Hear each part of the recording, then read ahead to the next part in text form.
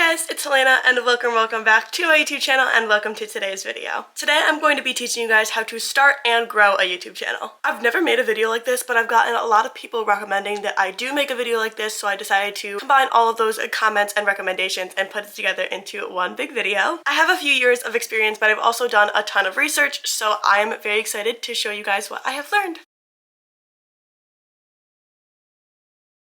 So I'm just going to go ahead and kind of just go in like chronological order. So I'm going to start with starting your channel. You want to make sure that you first find your niche, and this may change over time. I don't think it needs to be super specific. You may think you know what your niche is, but then you might start filming and editing your videos and realize it might be something completely different. If you're having a hard time figuring this out, you might want to take a look at who you want to make your videos for. Example, me, I don't have a very like super specific niche. I try to reach a little bit of a wide variety of things that I do, but I would consider myself just like a day in my life lifestyle vlogger. For a type of audience that I want to reach, my videos are reaching more towards teenagers and other kids my age, and also just myself and remembering these vlogs for when I get older. My vlogs really reflect on things that I like to do, so I'm really into dance, music, theater, art, all of that very fun stuff. So I just like to make videos that really represent who I am as a person and that are fun and exciting for me to film. I don't want to be filming a video if I'm not really interested in it, because then it's not going to have a good turnout in the way that I want it to. Next is you want to make sure you have a good profile picture and channel banner. This is going to be the first thing that people see when they click on your channel. You want it to look professional and high quality, but also aesthetically pleasing. If I see a channel with a really cute channel banner, I'm more likely to subscribe to that channel because I know their videos are just going to have that really like nice aesthetically pleasing vibe that I'm interested in watching. I also want to say to those people who are struggling to just have that confidence to start your channel, I say just do it. I wanted to start my channel almost my entire life before I actually did it, and a lot of those years I was too young. I personally have never dealt with having the issue of being worried about what other people think when I post something, or worried about certain people seeing my videos. I haven't had that issue, but I know so many people struggle with that, and that is their main reason for not posting a video.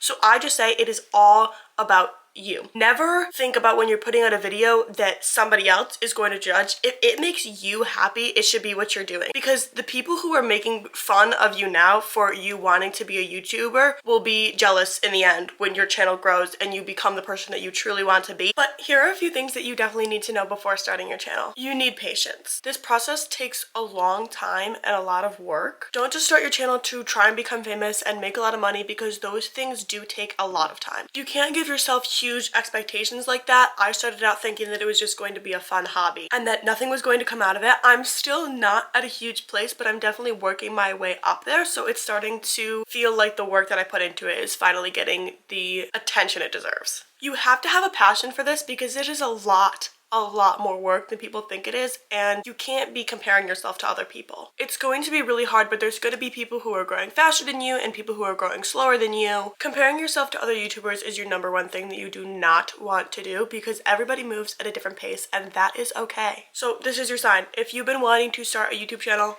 do it. Now we're going to get into planning your video and coming up with ideas. Think of what kind of videos you enjoy watching, and also think of the kinds of videos that are trending in your niche. You don't always have to do trendier videos, but it is a good way to start out because you will reach more people that way. So for example, the first video of mine that blew up was a summer outfit inspo video, and that is kind of a trendier video in my niche and was trending at that time of the season because everybody's looking for outfit inspiration when a new season starts. That video actually was not too far into my YouTube journey. I'd say it's probably about 3 or 4 months into it, so I think that really helped kind of like kickstart my following and getting up into the thousands. That video honestly was up in the 10,000s very quickly and has now gone up into over 100,000, which I am very grateful for. Example, you don't always have to do trendy videos, but it is something nice that will help you really just kickstart into how you want your channel to grow. Here's how I see it. Trendy videos are going to bring in a new audience and new people to come and visit your channel, and more personalized or more videos that are really inspiring to you are going to help your audience that you already have get to know you better, have more of a connection with you, and also just really bringing out like the you in how you want your channel to be known. So example, using one of my more popular videos would be my outfit inspiration video for the summer that got over 100,000 views, and then a more personal video to me would be some of like my theater or dance vlogs that I really just enjoy and like to do because I'm vlogging with my friends, and it is good to go back and look at the memories, but these only get more in like the hundreds of views. But at the same time, the videos where I'm more personally connected to them resonate with me and resonate with my audience and my friends that I already have so much, and the comments just saying that they love watching my vlogs and that these are so much fun and they're an inspiration, those just really warm my heart. So as much as I love to do those, I do still have to do the trendier stuff to bring in that audience so that they can know that this is what I am wanting to post and the audience that I want to draw. Now we're going to get into the equipment part of this video, and let me start off with immediately, you do not need any fancy equipment to start your channel. So here's what I did. When I very first started my channel, I was originally not sure if I was going to like continue doing it. It was obviously always something that I wanted to do as in my childhood. I wasn't sure if I was going to fully stick with it, so I didn't want to buy a camera off the bat. For the first year and a half of having my channel, I vlogged on my phone, and it was completely okay. I edited on my phone, I filmed on my phone, I used CapCut, iMovie, and realistically, some of my best videos that have gotten the most views were filmed off of my phone. I got the camera that I have right now, which is the Sony ZV-F1. I got this Christmas of 2023, and I've been vlogging on that ever since, and I posted my very first video on this camera very shortly after Christmas. The quality of your videos really does make a difference though on how your channel grows and your views, so I'm not saying you can't vlog on your phone, but personally I wouldn't vlog on like an iPad or a camera that does not have the best quality. If you have a newer phone or something that has better quality on it, I do recommend filming on that because people normally want to see a good quality video. They don't want to sit through a 20-minute vlog that is glitchy and you can't really see it. But once you are definitely wanting to do YouTube and going this path, I definitely do recommend getting a camera or asking for a camera for Christmas or birthday. Just think of it as an investment because it will help you grow so much. You can also have these things for years. I have this camera, it was a $600 camera, and it has gone through a lot in just the past years that I have it, and it's still in like brand new shape. So let's talk about the setup that I have right now. So I do use the Sony ZV-F1 camera, and this is like my favorite camera ever. I couldn't ask for a better vlog camera. And then I just have a little tripod that I got off of Amazon. Really, any of them worked. I had a tripod for my phone when I was filming on my phone as well, but it was just a little pink one from Five Below. I will tag all of this stuff down below. And then for editing resources, I use my MacBook Pro, and I edit on iMovie because it is probably the easiest thing for me to edit on, and it is free. So I obviously don't pay. I know some people pay for certain editing apps. I do not. I just use the iMovie that comes with my Mac, and then on Adobe Express, I make my thumbnails.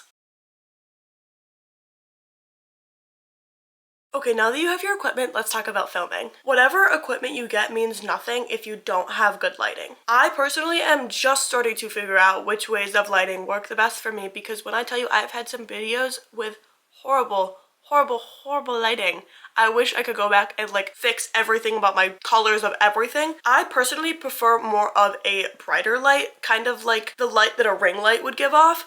I don't like lights with more of a yellowy tint, but obviously that is your preference. Whatever you think is good lighting is what works for you. You don't want to have things where the lighting is behind you. You always want to be facing the lighting. So like if I had a window behind me, that wouldn't be good because the backlight would be shining through, but I'm sitting at my vanity with my lights across my mirror, and that really brings out the best lighting for me. When you're filming, you also want to keep in mind the pace of your video. YouTube has changed a lot over the years, especially with TikTok really taking over. People's attention spans are a lot shorter, so you want to get their attention quickly to keep them watching the videos. Watch time on your videos is a huge thing on YouTube, because the longer people are watching your videos, that means YouTube is going to recommend them to more people, which will bring in your audience even more, and your views will skyrocket. This doesn't mean you should just make super long videos. Obviously the length of your video does matter, but I would say how long your audience stays is more important. It is perfectly okay to post a video that is 15 minutes and perfectly okay to post a video that is 45 minutes, but if you post a video that is only 20 minutes and people are only watching the first 3 minutes of it, content that is really going to harm your channel in the long run. Good quality content is worth watching the entire video all the way through. You want quality over quantity, and to make sure that your video is engaging throughout. One way to do this is by changing the scenery. People will probably get bored if you're sitting in the same spot talking for 20 minutes. Of course, there's exceptions for this, and I'm using this video as an awful idea because I'm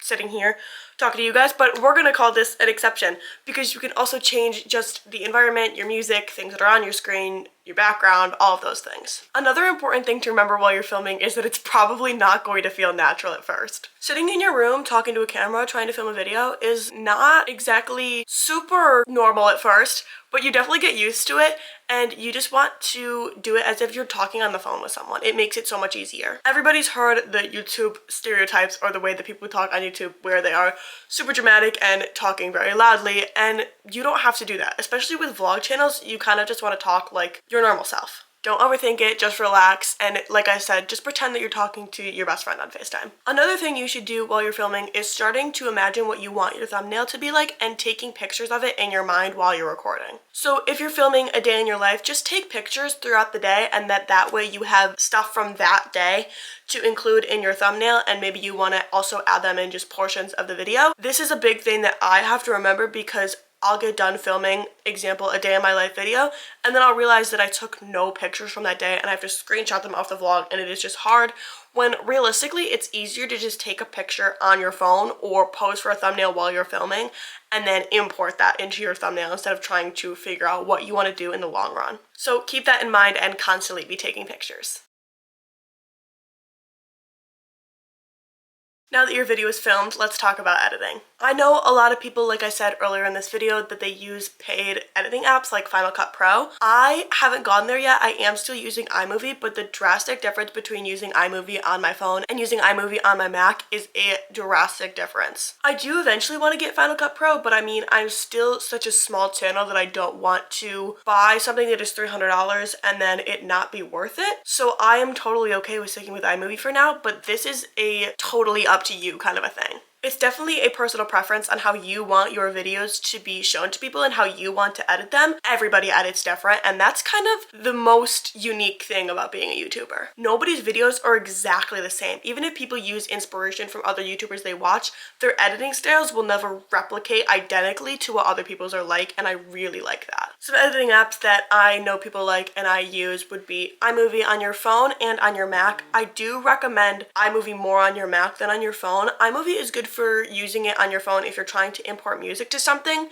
but not always the actual like transition editing of a video. It can be kind of hard because the transitions are limited on your phone and more of a wide variety on your computer, but I definitely recommend Video Shop. I use that the entire time I was editing. It is super easy to put text on the screen, add sound effects, make smooth transitions, all of that. That is not available on computer, unfortunately. I did look when I tried to buy it for the first time. It is also a free app. I mean, obviously there is parts of it where you can buy more of the app, but most of it is free, which is very great. Editing matters a lot. It really changes the viewer's experience. You can always notice when a YouTuber is good at editing because the video is just smooth all the way through. There's no awkward cuts in music or the way that they're talking. That's why it is kind of easy to notice if a YouTuber is not exactly amazing at editing. You want it to be seamless and personal to you. I would definitely take some time to recommend learning how to edit and edit in your style and figuring out what is best for you. None of the tips that I've given you so far matter if you don't have a good thumbnail. This is the first thing people are going to see, and it's going to be the deciding factor on if they want to click on the video or not. You want to make sure it accurately represents the video, so that means no clickbait, and you want to make sure it is interesting to look at. So let's talk about your CTR. CTR stands for click-through rate. So basically what that means is that YouTube is going to take your video and test it out with a small group of people and see how many of those people click on that video. Similar to the TikTok algorithm, where TikTok will show the video to 100 people, and if those people like the video, they will continue to show it to more and more people, and your audience will grow. But just because you have a high click-through rate does not mean that the video will necessarily perform well. That's why you want your thumbnail to accurately represent your video, because you don't want people to click on your video and then realize it is nothing like the thumbnail at all, and then they will leave, and that will not help your channel at all. So you want to make sure that you are staying pretty exactly on what your video topic is. And that brings us to the average view duration. Maybe people will click on your video a lot, but how long are they actually watching it? Like I mentioned earlier, watch time is huge and probably one of the biggest things that involves growth on your channel. The last thing about thumbnails that is, if you are using text, you must make sure that it's very easy to read, especially because thumbnails are normally displayed smaller than on a full screen, so you have to make sure that it is bold and you can see it from a good amount of way. Finally, we're going to talk about actually posting the video. Two things to remember is you want your content to be searchable and suggested. You want to be descriptive with your thumbnail, description, tags, etc. YouTube is going to suggest your video on the side of whatever the current video the person is watching, and that person is going to choose the video on the side that probably most is similar to the video that they're already watching.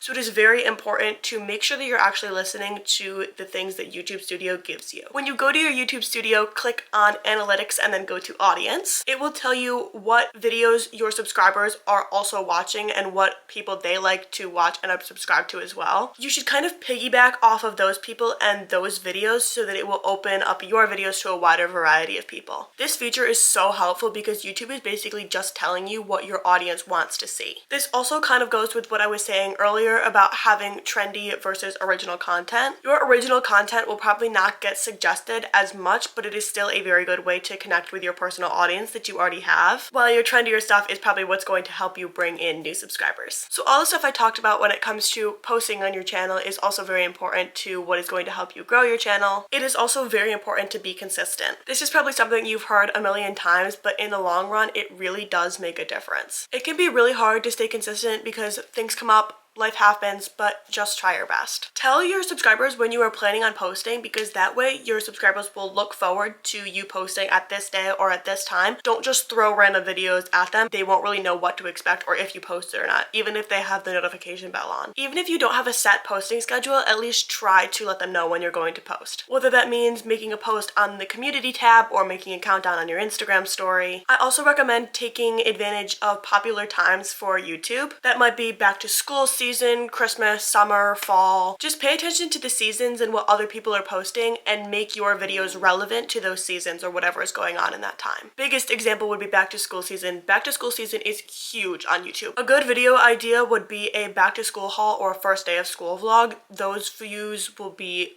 massive. I would also recommend making sure that YouTube is not your only platform. Have Instagram, have TikTok, have what other platforms you want to have, but also make sure that you're trying to grow on those, because people might find you from TikTok and realize you have a YouTube channel and subscribe to that as well, or vice versa. They might know you from YouTube and then go subscribe to your TikTok. You just don't want to put all of your eggs in one basket. I also want to talk a little bit about getting monetized, which I am not yet, but I've done research and I still want to talk about this. So there are certain requirements you have to meet to get monetized on YouTube. I believe it's 1,000 subscribers and 4,000 watch hours, but the watch hours have to be in the past 350 days. The watch hours are probably the hardest to get because it takes so long, but also they now have YouTube Shorts, which you can also get watch hours on, but instead of it being 4,000 like it is on your videos, it is 10 million and 3 million. But once you do get monetized, I've heard that there is also a very long process that you have to go through to actually start making the money. So that's why getting monetized is a huge patience thing. I've heard that after you start getting paid, you will also get paid on the 21st of every month. A message to all of you before you leave this video: if you are trying to grow a YouTube channel, good luck. Try your best. You've got this. I believe in you. Whatever you post is going to be amazing. And if any of you guys have started a channel, let me know in the comments down below, because I am always here to support you guys. So this is going to be the end of today's video. Thank you guys so much for watching. Remember to like, comment, share this video with your friends, and subscribe to my channel if you guys want to see more videos. I love you guys so much. Bye!